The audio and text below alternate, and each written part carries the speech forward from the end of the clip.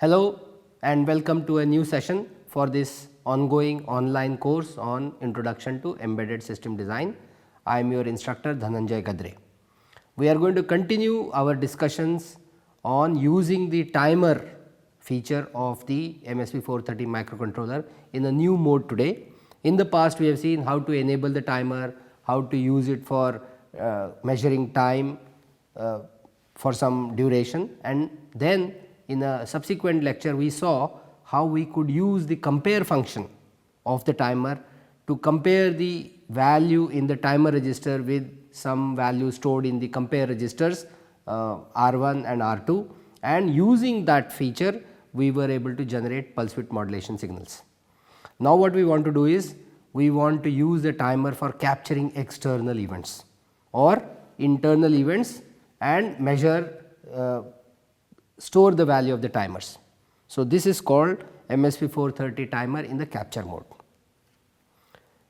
As usual, this is the block diagram of the timer, and let us go through it from top to bottom. Here is our 16-bit timer register. The source of the timer can be an internal clock ACLK or it can be SM clock. And now what I want to introduce to you is an external pin TA clock. That signal can be derived from a pin of the MSP430 microcontroller, which means an external signal would be clocking the timer, would be incrementing the timer, and this would effectively put the timer in a counter mode, because if we do not know the frequency of that incoming signal, all we can say is that we have counted x number of pulses from that signal. We can also divide, once we select what source we want to have, we can divide it with a prescaler here, and then it will be used to feed the clock for the timer. Coming at the bottom, we have 3 compare registers, compare capture registers CCR0, CCR1 and CCR2. CCR0 is very special, as we have seen in the compare lecture in a previous session, that you store a value in the capture compare register 0, and this is used to decide at what time the timer will reset. But now what we want to do is we want to see the capture mode. Now capture mode means that we want to use an external event or an internal event to capture the values of this timer. These values are coming here and they can be captured in this register. They can be captured in R0, capture compare register 0, as well as 1, but this is repeated here. So, that is what is being shown. And what event would capture it? You could have a pin called CCI 2A or 2B for the capture compare register 2. Similarly, you would have pins for CCR1 and CCR0, and you also have this. Now, why do you have a ground and VCC? So that you can generate a signal going from high to low, which you can select the multiplexer, you can set the multiplexer to ground selection, and then when you change it to 1, it would generate a high to low signal. This could be used to capture into this register the value from the timer. Similarly, if you want a high to low, you set the value of this multiplexer to VCC and then you change it to 0 to ground, and this will generate a high to low transition, which could be used to capture the value from the timer into the capture compare register, and then you can do various things with it. You could read the values and so on and so forth. So, in the previous lecture in the compare mode, we use this and use that information of comparison and outputted the signal as a PWM waveform. Now, in this lecture what we are going to do is we are going to see input pins which could be used to create events for the timer. As usual, these are our timer registers. You have timer control register, you have the timer register as it is, which actually counts pulses or signals, clock signals. You have capture compare control register 0, you have capture compare register, capture compare control 1, capture compare 1, capture compare control 2, and capture compare register 2, as well as the interrupt vector register. Now, in the control register, these are the bits. Let us go through these bits relevant to the capture part. As I mentioned, we would like to select the source of the timer. Instead of being internal clock signals, we would like an external pin to provide the signal, and in this case we use these bits TASSELX and select this combination TACLK. This would be mapped to a pin. We will see which one. We could, if you like, you could divide the signal coming there, but we may not want to do that. And then you want to decide whether you want to operate the timer in up mode, continuous mode or up down mode, and then whether you want to have the interrupt associated with the timer and the flag which tells you whether an interrupt is pending or not. Here is the second part of the capture control register, and let us see the bits. Here now we want to say, do we want to capture mode or not. Now, in the previous one we said we want to do compare mode. So, the cap bit was set to 0. In this lecture we are going to see how we will set this cap bit to 1 to indicate to the timer that we want to capture. Now, the question is, once you decide that you want to capture, these bits will decide on what event are you going to capture. Are you going to capture on a rising edge or a falling edge, or do you want to capture on rising as well as falling? This option will allow you to do that. And then the source of the signal, that capture signal, is it going to be a pin CCI 1A or 1B or a transition of these two signals? And do you want to synchronize this capture with internal clock? You can select using this.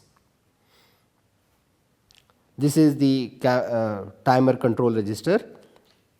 We saw this in the previous lecture. These are the output bits, and if you recall, for PWM we selected this combination. But now we want to actually go here, that do you want to have the capture control interrupt enabled? Do you want to find out the value, what is the value of capture input, and in this case whether there is a capture overflow and interrupt flag associated with the capture signal. Now, associated with the various signals, you would have lot of interrupt sources.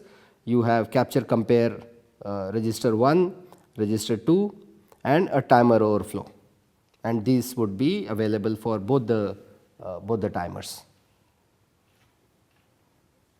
The timer capture mode, you have to select that we want to do capture. So, CAP is equal to 1. The CCIS bits will decide the capture input, and the capture inputs this or this will be selected, mapped to the external pins. When an event occurs at the input signal, the value in the timer register will be stored in the selected capture compare register 1 or 2 or 0. The CMX bits will select the capture edge of the input signal. Do you want it to on rising or falling, and so on. And if a capture occurs, then the timer value is copied into this register and the interrupt flag CCI IFG set in this control register, so that an interrupt is generated, provided the global interrupts have been enabled. In the timer capture mode, the state of the selected input can be read in the CCI bit, and to show you where that bit is, let me go back to the block diagram here. This is the CCI bit here.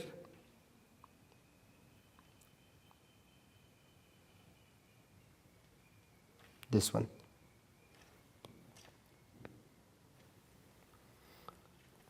Now, this input can be synchronized to the input clock, or it can be asynchronous. You can choose what you want. Capture events are then synchronized with the next falling edge of the timer clock that follows the trigger midway between increments of the timer register. Now, this is what happens. Your timer clock, whatever be the source, you are going to capture the value into the capture register whenever the appropriate condition arrives. It will capture the value here of the timer into the selected register. Now, why do we want a capture mode? So that many applications require you to measure time between two events.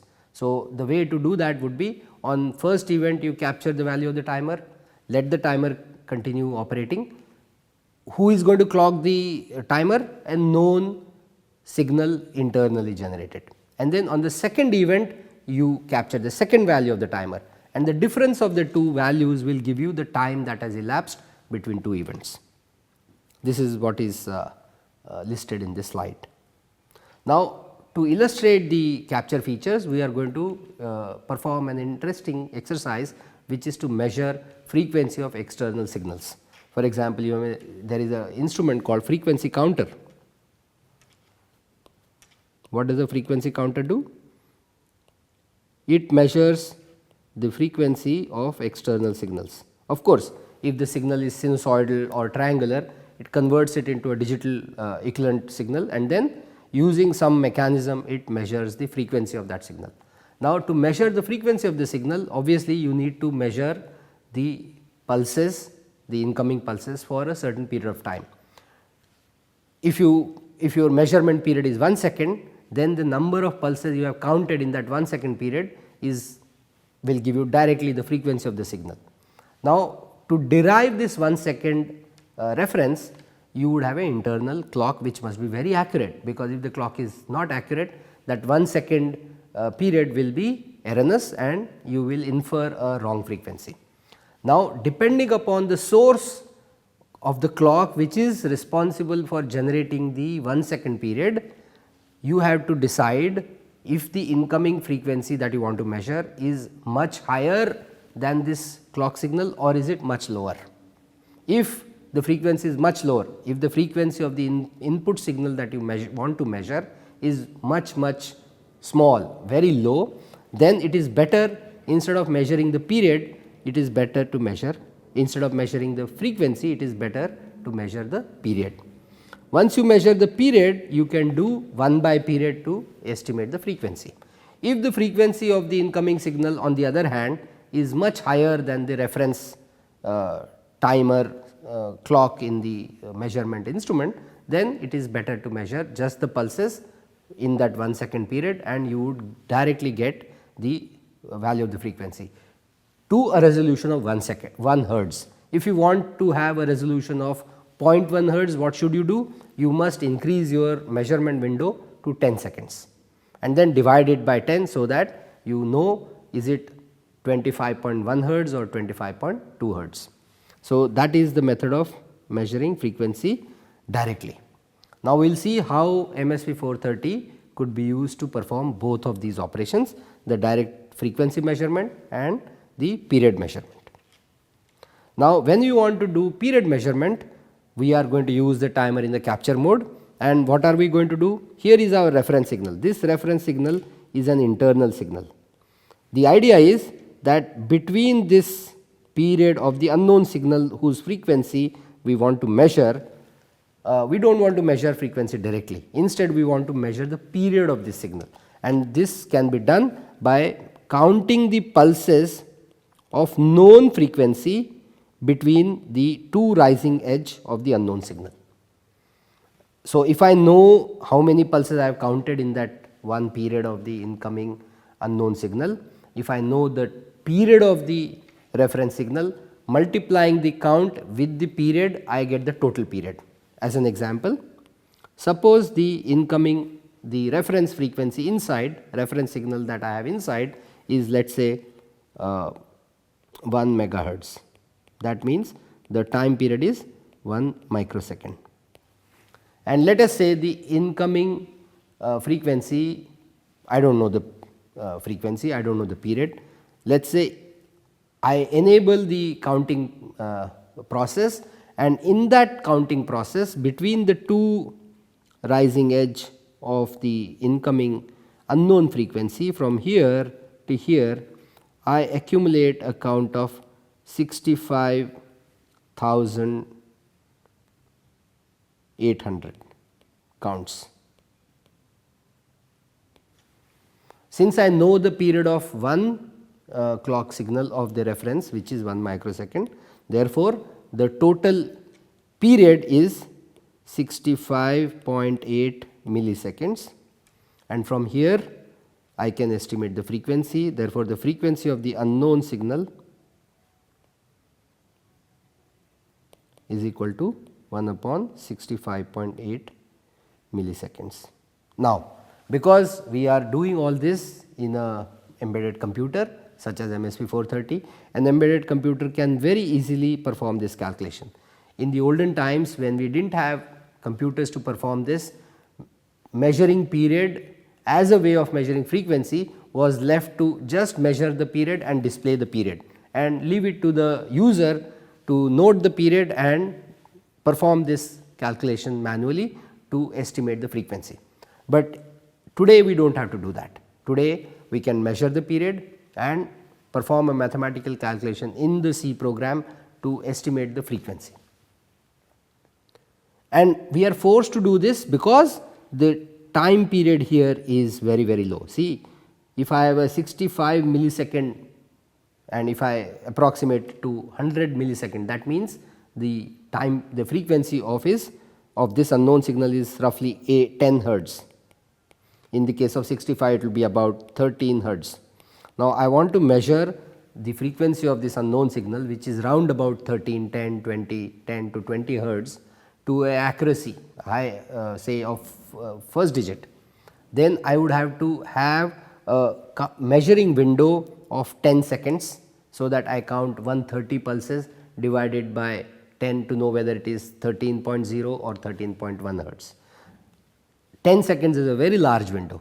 Now, instead of doing that, the period of this 13 hertz signal is 50-60 millisecond. I can easily, which is a very small period, in that I can easily count the number of clock signals of a known signal generated internally and then estimate the frequency to a second or third decimal place without spending 10 seconds. That is the advantage of measuring the period as a means of measuring frequency. And the rule of thumb is, if the frequency of the unknown signal is much lower than the reference frequency of your instrument, you should measure period. If the frequency of the input signal is much higher than the reference frequency in your instrument, then it is better to measure direct frequency. So, we are going to, in this first exercise, we are going to measure the period of the unknown signal and from there estimate the value of the frequency. For that, we are going to use timer 0. In the timer 0, the timer itself will be clocked by an internal signal derived out of the A clock. A clock is from the low frequency crystal oscillator, because then it will be accurate, as you know, which is 32,768 hertz, and we divide it by 4, so that we are roughly getting 4 kilohertz, 4096 hertz frequency, which is now going to be used as a reference frequency. We are going to count these pulses into timer register, and the external signal whose frequency we want to measure, the rising edge, at the first rising edge we will capture the timer register value, and on the second we will note this value down in a variable, and then when the second rising edge comes, we will note the timer value again. We know the timer is being clocked with ACLK by 4, so we know the period, and once we know this second count, we take the difference from the first count, multiply it with the period of this reference signal, which is 1 by 4096 hertz, because the frequency is 4096 hertz. So, the time period is 1 by 4096. You will get the period of the unknown signal, and then mathematically you can calculate the frequency also. Now, to be able to measure, obviously I need some source of unknown signal which I can verify. So, what we have done here is we will display the frequency and period on LCD. We already covered how to interface the LCD to our MSP430. In this case, we have used P port 1 pins, and to generate the unknown period or unknown frequency, we have rigged up a 555 based A-stable multivibrator. In fact, the IC used here is 7555, so that it can work at VCC here is 3.3 volts. The VCC for this is 5 volts, as we have gone through this earlier. You remember the LCD works at 5 volts. So, the supply voltage for the 7555 is 3.3 volts and it is used to generate a signal which is available on the output pin 3, and we are going to connect it to P1.2. Why? Because P1.2 will be the capture input, capture compare input, and that will be used to capture the value of the timer into the capture compare register. Now, since we are going to capture the incoming frequency on P1.2, let us see which. Here is the P1.2 signal. We want to select the capture compare register 1. It is an input, so the direction of that is 0 and the rest of the P cell and P cell 2 bits are 1 and 0. That puts P1.2, that is the port 1 bit 2, as timer capture compare input. That is what you have to write in your program. Here is the entire program. I am not going to go through the program. I have already explained the crux of the program. Much of it is about the LCD, which you already seen. Here are the generating the enable pin for the enable signal for the LCD. This is a function to write into the LCD. This is to print values which you have the data, the information that you want to print. This is for printing numbers. This is to set the cursor, this is to initialize the LCD. This is to display the actual frequency values, the period values, and from there calculate the frequency. This is important, this is the register settings for timer 0. What we have done, that we want to use P1.2 as input in the capture mode, and we want to use rising edge, we want to have interrupt enabled, and the source is CCI 0A, which is P1.2, and the clock for the timer is coming from ACLK divided by 4. This is the meaning of this line of code. Here is the main program. As usual, we always disable the watchdog timer. We have initialized the LCD. We have called the subroutine for the timer 0 initialization, and now we are waiting in the infinite loop. This is the infinite loop here. In that we first display something in the LCD which may be initially all wrong. Then we set the status register bits to enter in a low power mode, because we only want to exit the low power mode whenever the interrupt is generated based on the rising edge of the incoming signal, and we have enabled the global interrupt flag. Now we are saying, so these edge 2 and edge 1 are two variables into which the value of the timer registers are going to be stored. If edge 2 value is more than edge 1, now you can calculate the period, and from there you can calculate the frequency and the time period like this. Here is the interrupt vector, the ISR for timer.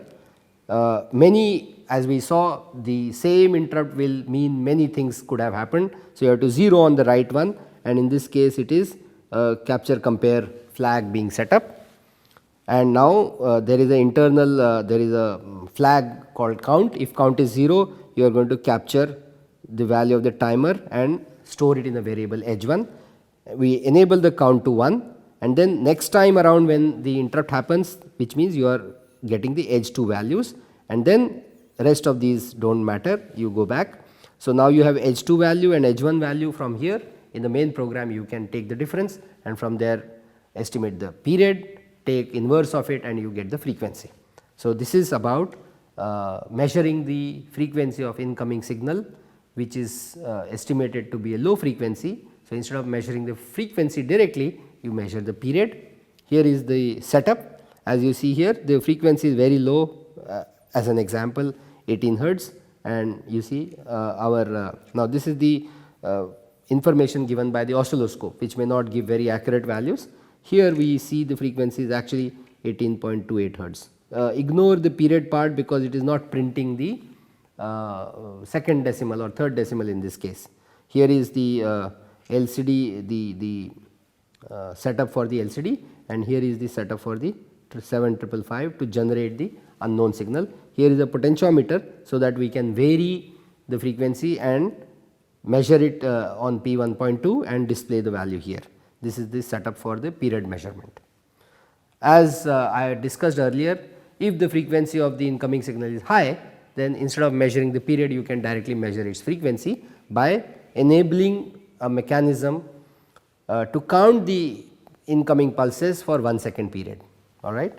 Let me go back here and maybe recall this again.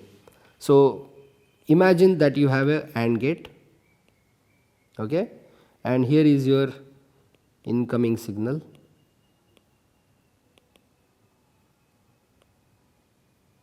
whose frequency you want to measure. Imagine the second signal is a 1 second pulse.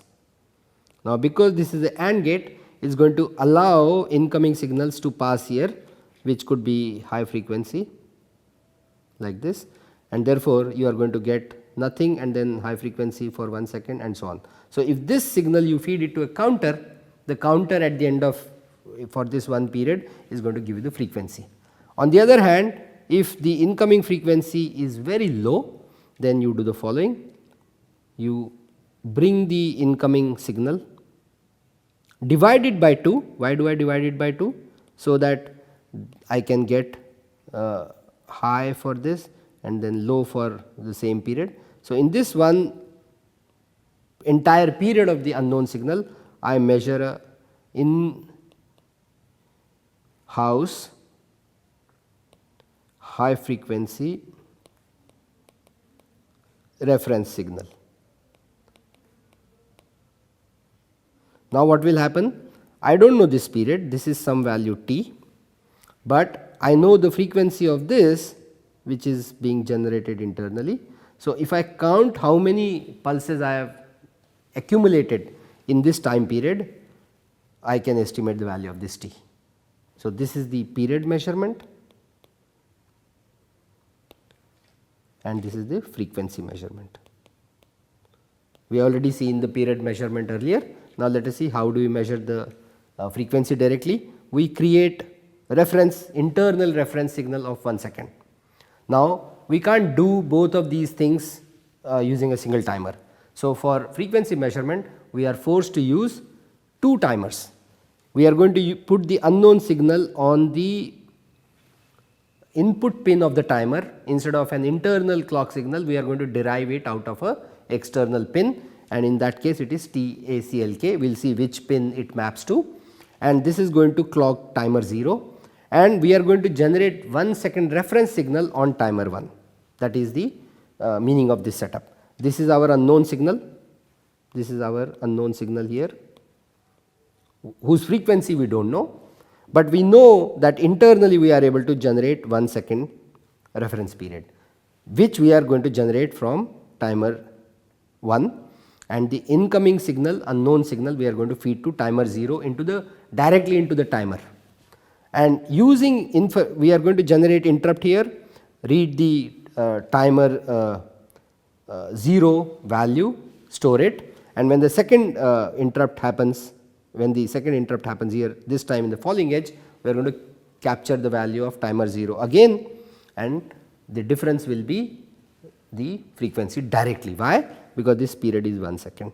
Again, for the setup, we have created a mechanism to display on a LCD, same as past, and we have created a source of frequency which we can measure, but instead of in the previous one the unknown signal being generated out of this 7555 IC, it is in the astable multivibrator mode, by the way, both the cases.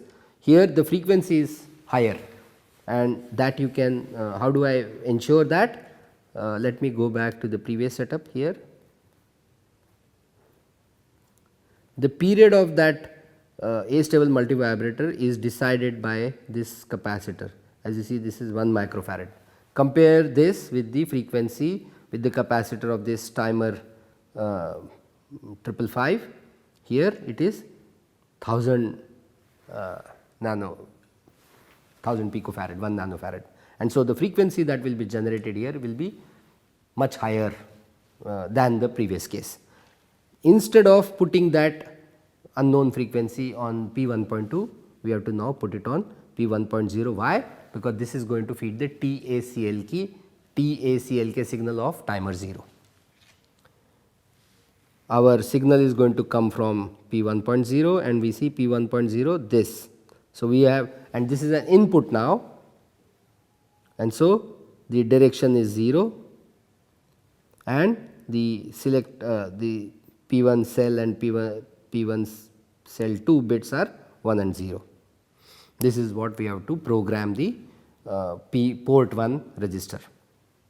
Here is the program for doing that. Again LCD part,